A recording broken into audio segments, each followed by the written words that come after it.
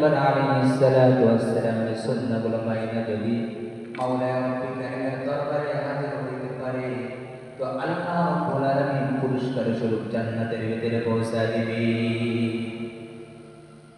এজন্য দুনিয়ার জমিনের মধ্যে কোন ব্যক্তি যদি জান্নাতের ভিতরে প্রবেশ করতে চায়, কোন ব্যক্তি যদি দুনিয়ার জমিন থেকে জাহান্নাম থেকে পরিত্রাণ পাইয়া মাওলা রব্বুল কারীমের জান্নাতের ভিতরে যেতে চায়, তারপর দুনিয়ার জমিন থেকে আল্লাহর সন্তুষ্ট অর্জন করতে হবে নামাজের মাধ্যমে, আল্লাহর সন্তুষ্ট অর্জন করতে হবে রাসূলের সুন্নাহ মানার মাধ্যমে।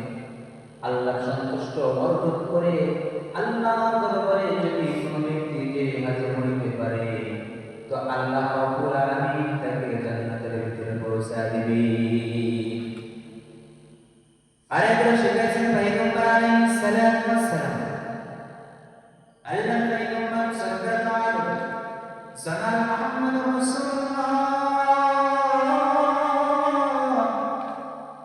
সাল্লাল্লাহু আলাইহি ওয়াসাল্লাম যখন মহানবী আলাইহিস সালাতু ওয়াস সালামের ঘরের ভিতরে চলে আসলেন, আল্লাহর পয়গম্বরের দাওয়াত বেশি এত বেশি এত বেশি, হযরত মুহাম্মদ আলাইহিস সালাতু ওয়াস সালামের ঘরে যখন চলে আসলেন, গর্বে আসতে দেরি হয়েছে কিন্তু গর্ব থেকে মিষ্টি আমার ঘেরান বাইরে দেরি হয় না। আলাইহিস সালাতু ওয়াস সালামের গর্ব থেকে মিষ্টি আমার ঘেরান পাওয়া যায়। মানব আলাইহিস সালাতু ওয়াস সালাম বলেন, নবীর প্রত্যেকটা আলাদা দরজা যে ঘাম বের হয়, এই ঘাম মিষ্টি আমার চেয়ে বেশি ঘেরান। আব্দুল মুত্তালিব ডাক দেন, মা স্বামী দুনিয়ার জমিন থেকে বিদায় নিয়ে চলে গেছে, সুগন্ধি কেন ব্যবহার করো? আর কথা হলো যে ব্যক্তির স্বামী মারা যাবে ওই ব্যক্তি আর সুগন্ধি ব্যবহার করতে পারবে না। আমার ছেলে আব্দুল্লাহ তো দুনিয়ার জমিন থেকে বিদায় নিয়ে চলে গেছে, তারপরে তুমি কেন তোমার গায়ে সুগন্ধি ব্যবহার করো? মানব আলাইহিস সালাতু ওয়াস সালাম চোখের পানি ছেড়ে দিয়ে বললেন, বাবা আমি সুগন্ধি ব্যবহার করি না রে বাবা, সুগন্ধি তো আমার পেট থেকে বেরিয়ে গেছে। পেটের যে শিশু মুহাম্মদ সাল্লাল্লাহু আলাইহি ওয়াসাল্লাম যেই দিন থেকে আমার ঘরের ভিতরে আসছে, আসতে দেরি হয়েছে, আমার কান দ্বারা মিষ্টি আমার ঘেরান বাইরে দেরি হয় না।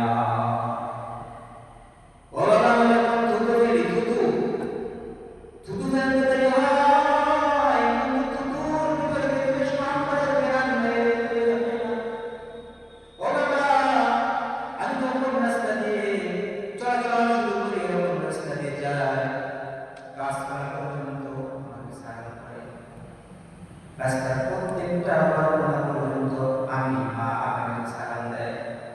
আমার পাটা যদি পাথরের উপরে পড়ে, পাথরের উপরে পড়তে দেরি হয় কিন্তু পাথরটা তোলার মতো নরম হইতে আর দেরি হয় না। ওরা তখন বন্যায় বাইরে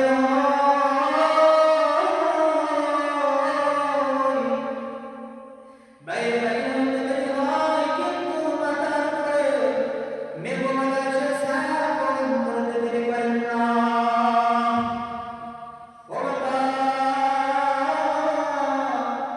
রাস্তা দিয়ে যখন যান, রাস্তার দুই ধারে কাজ করার পর আমার সালাম জানায়, আমাকে আলিম বলতে চায়, সম্মান জানায় দেয়। ও আবার তাই নয়, আর বলতে যে কুয়া আছে, কুয়ার ভিতরে পানিগুলো আছে, পানিগুলো সব সেই কুয়ার কাছে। আর মহিলারা কুয়ার কাছে যাইয়া কালকে দিয়া কষ্ট করিয়া কুয়ার থেকে পানিগুলো এক আসে খরচ করতে গেলাম। কিন্তু বাবা আমি যখন কুয়ার ধারে যাই, কুয়ার ধারে চাইতে দেরি হয় কিন্তু কুয়ার পানিগুলো আমার পায়ের কাছে আসতে দেরি করে না। কুয়ার পানি যখন আমার পায়ের কাছে আসে তখন খরচ করতে করে ভাসাইতে আসি। ও বাবা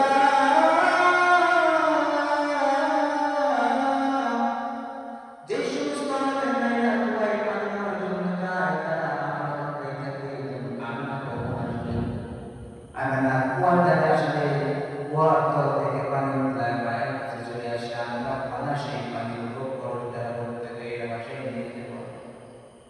আমি যদি না আসে তাহলে কুয়ার তল থেকে কষ্ট করে আমাদের পানি উত্তোলন করতে হয়।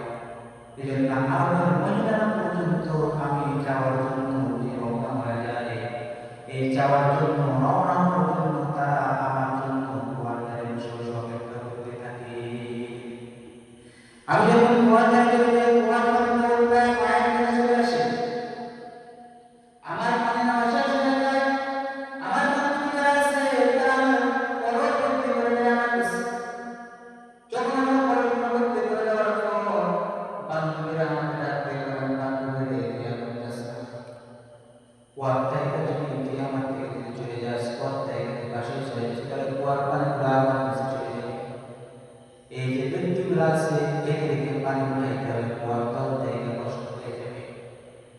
এমনা তারা তারা তারা আমরা যারা এখানে সবাই আছি সবাই এই খরচগুলো ভর্তি করে নিই।